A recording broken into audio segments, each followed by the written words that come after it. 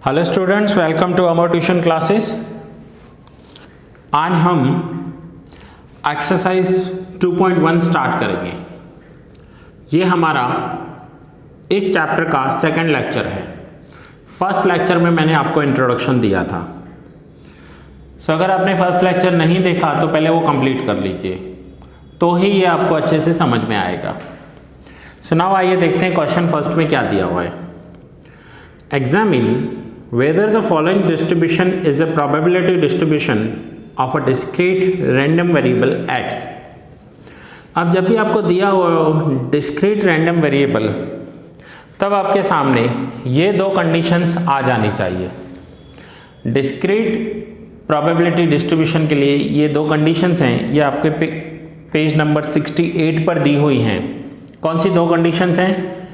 कि probability must be greater than 0, probability की value 0 से ज़्यादा होनी चाहिए क्योंकि प्रोबेबिलिटी कभी नेगेटिव नहीं होती है, and sigma P x total of probability 1 होना चाहिए। अगर ये दोनों कंडीशन सेटिस्फाई हो रही हैं तो वो डिस्क्रीट प्रोबेबिलिटी डिस्ट्रीब्यूशन है। नाउ ये दोनों कंडीशन सेटिस्फाई करने के लिए हम क्वेश्चन करेंगे। क्वेश्चन में हमें एक फंक्शन दिया हुआ है। फंक्शन कौन सा है? probability of x is equals to x plus 2 divided by 25। ये एक फंक्शन है जो आप 11th में करते थे। फंक्शन में क्या होता है? हमें x की वैल्यूज रखनी होती हैं। सो पहले हम x की वैल्यूज, कौन कौन से वैल्यूज हैं क्वेश्चन में देखिए। x की वैल्यू क्या दी हुई है?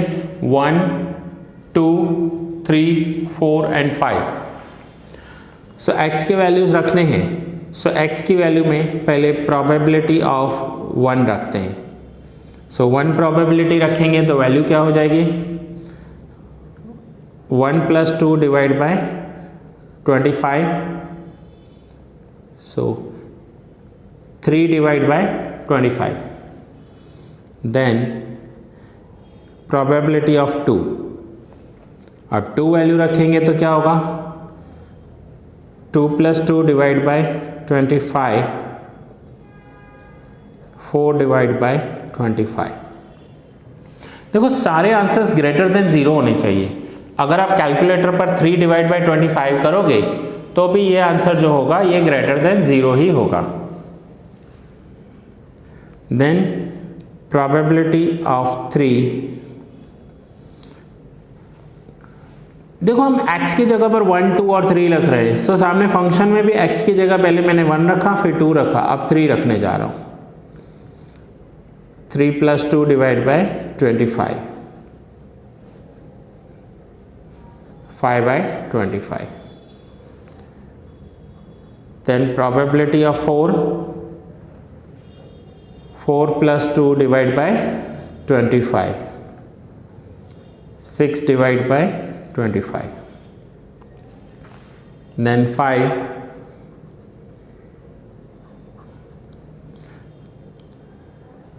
+ 2 डिवाइड बाय 25, 7 डिवाइड बाय 25। अब सारे ही आंसर्स देखो ग्रेटर देन 0 हैं। सारे ही आंसर्स ग्रेटर देन 0 है तो कंक्लूजन क्या होगा? हम लिखेंगे हेयर PXI मीन्स i की जगह पर 1, 2, 3, 4, 5 कुछ भी ले सकते हैं। PXI is greater than 0। अब PXI ग्रेटर देन 0 है तो यहाँ पर क्या हो रहा है? सो या फिर देयरफॉर हम लिखेंगे कि प्रोबेबिलिटी जो है वो ग्रेटर देन 0 है। So therefore satisfy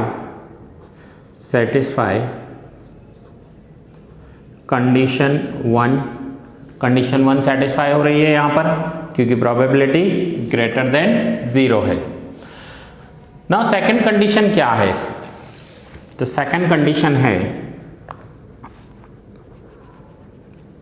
now second condition क्या है कि sigma PXI means total of all values of probability should be 1 होनी चाहिए। सो सिग्मा PXI का मतलब क्या होगा? जितनी भी प्रोबेबिलिटीज हमने कैलकुलेट की है, कौन सी प्रोबेबिलिटी? प्रोबेबिलिटी 1 2 3 4 5.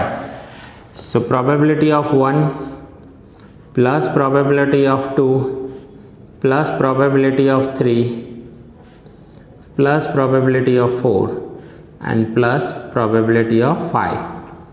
इन सब का जो टोटल है वो 1 होना चाहिए. सो प्रोबेबिलिटी ऑफ 1 की वैल्यू क्या आई है?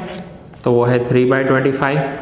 सो यहाँ पर लिखेंगे therefore 3/25 plus 4/25 plus 5/25 plus 6/25 plus 7/25. So therefore अब एलसीएम ले लेते हैं. एलसीएम ले लेंगे 25. तो ये तो हो गया डिनोमिनेटर में 25, न्यूमरेटर में क्या होगा?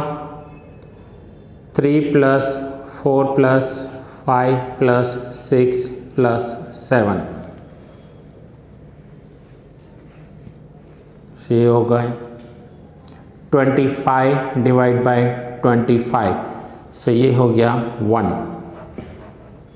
सो यहाँ पर हम क्या लिखेंगे कि हमारी कंडीशन जो 2 है वो सेटिस्फाई हो रही है.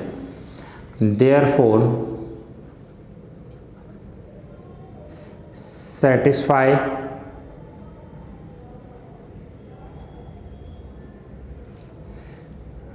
कंडीशन 2. कंडीशन 2 जो है वो हमारी सेटिस्फाई हो रही है ना. दोनों कंडीशन सेटिस्फाई हो रही है. सो दोनों कंडीशन सेटिस्फाई हो रही हैं तो यहाँ पर हम लिखेंगे फाइनली कंक्लूजन आप लिखोगे the given distribution is a discrete random variable. आपको यहाँ पर लिखना है, मैं बता रहा हूँ, the given distribution is a discrete random variable. Therefore the given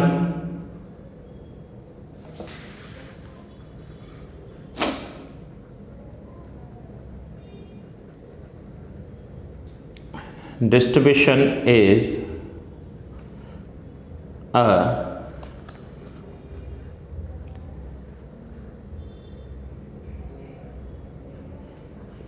a discrete random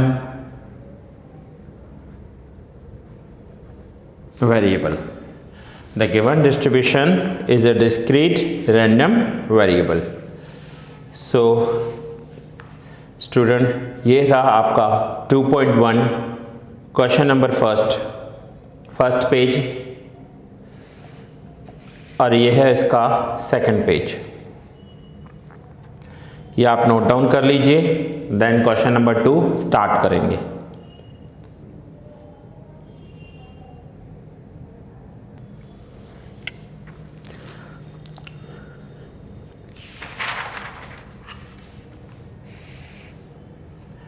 now आइए सेकंड क्वेश्चन स्टार्ट करते हैं.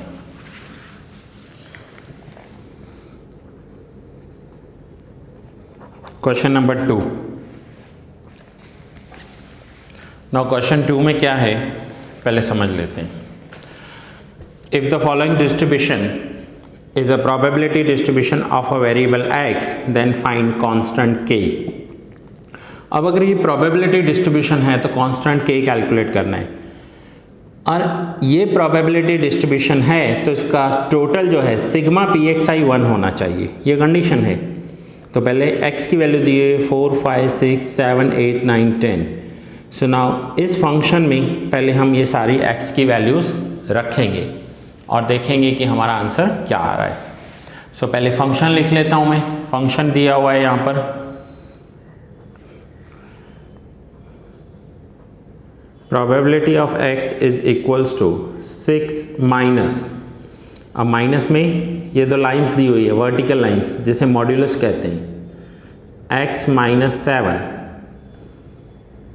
Divide by k. 6 minus then modulus के अंदर x minus 7 divide by k. अब ये मॉड्यूलस का मीनिंग क्या होता है? तो इस मॉड्यूलस में अगर कोई नेगेटिव वैल्यू भी होती है ना तो वो पॉजिटिव हो जाती है. अगर कोई नेगेटिव वैल्यू होगी तो वो पॉजिटिव हो जाएगी. सो आइए देखते हैं x की वैल्यूज़ कौन सी रखनी है। तो x की वैल्यूज़ रखने हैं हमें क्वेश्चन में दिए हुए हैं, ये देखिए 4, 5, 6, 7, 8, 9, 10, 4, 5, 6, 7, 8, 9, 10 ये x की वैल्यूज़ रखनी है। So now probability of x 4, तो क्या होगा 6 minus modulus 4 minus 7 divide by k। अब इस मॉड्यूलस में ध्यान से समझना है इस स्टेप को, 6 माइनस, अब 4 माइनस 7 क्या होगा, तो मॉड्यूलस के अंदर हो जाएगा -3 divide by k। But modulus में -3 तो +3 हो जाएगा क्योंकि ये वर्टिकल लाइन्स हैं। सो ये वर्टिकल लाइन्स हट जाएंगी तो क्या होगा 6 माइनस, ये माइनस बाहर वाला रख रहा हूँ और ये मॉड्यूलस के अंदर वाला -3 हो जाएगा +3। सो 6 minus 3 divide by k। So finally 3 divide by k, ये हो जाएगा आंसर। ये है P4। अब हमें रखना है P5, ये पहले P4 देन P5। तो P5 की वैल्यू क्या होगी, सो सेम 6 माइनस मॉड्यूलस के अंदर 5 minus 7 divide by k।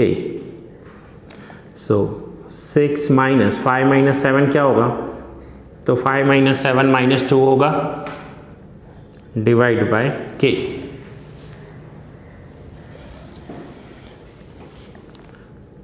So 6 minus, अब ये मॉड्यूलस के अंदर -2 +2 हो जाएगा, 6 माइनस 2 डिवाइड बाय k।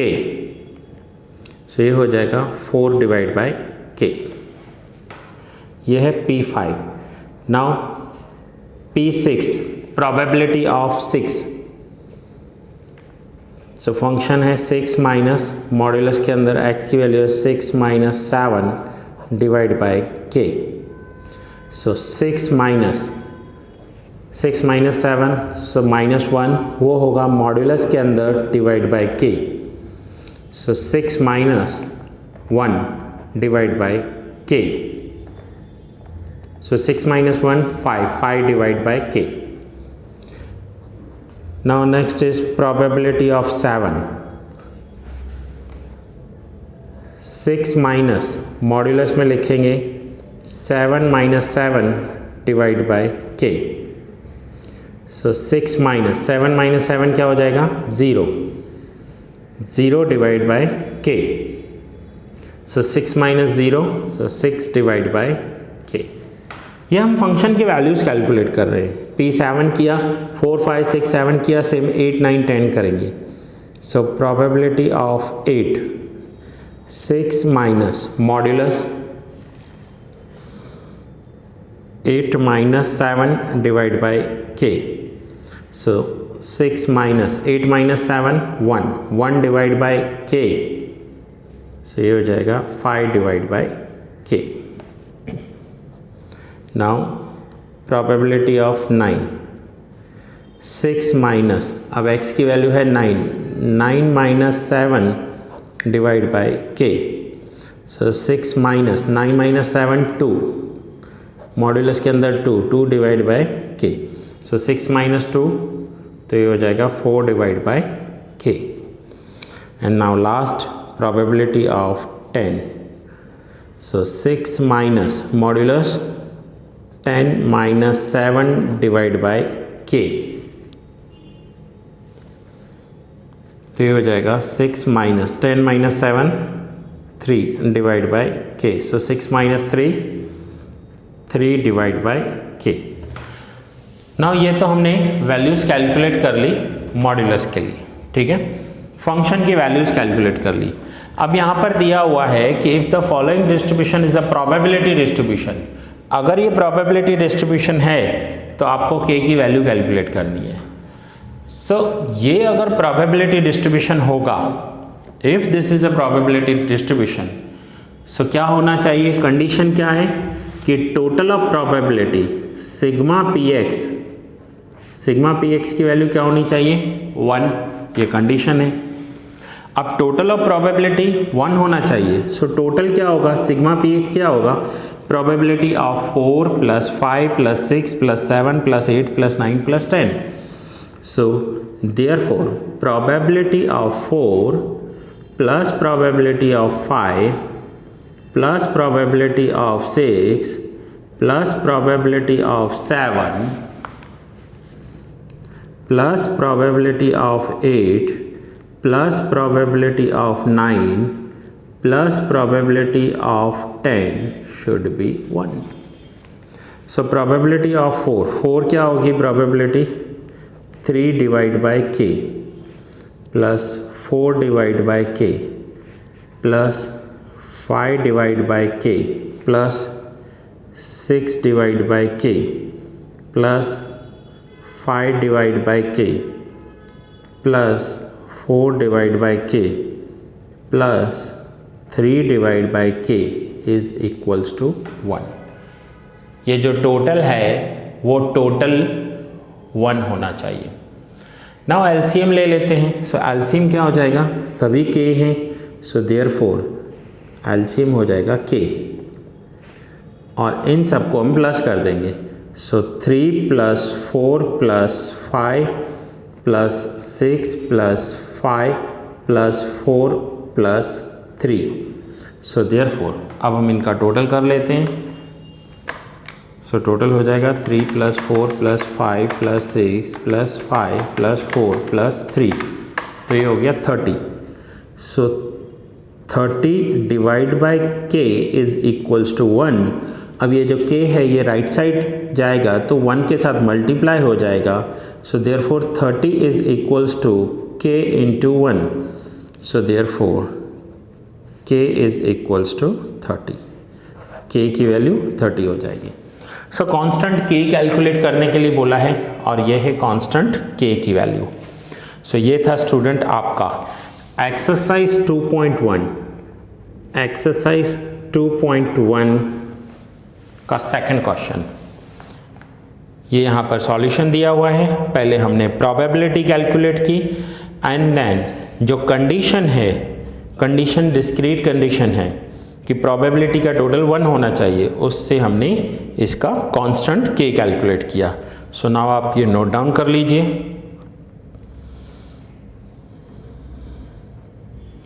और ये पॉइंट मैं आपको फिर से समझा दूं. मॉड्यूलस, ये जो दो वर्टिकल लाइंस होती हैं इसे मॉड्यूलस कहते हैं. इसके अंदर कोई भी वैल्यू हो, माइनस हो तो प्लस हो जाएगी, प्लस हो तो प्लस रहेगी.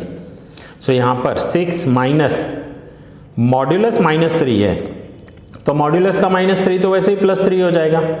सो 6 माइनस, ये माइनस बाहर वाला है और ये -3 +3 होकर आ गया. सो स्टूडेंट्स ये लेक्चर था जिसमें हमने 2 सम्स कवर किए. ये लेक्चर मैं यहाँ ही पूरा कर रहा हूँ एंड नेक्स्ट लेक्चर में आपको क्वेश्चन 3 से कंटिन्यू करवाऊँगा. सो मिलते हैं नेक्स्ट लेक्चर में.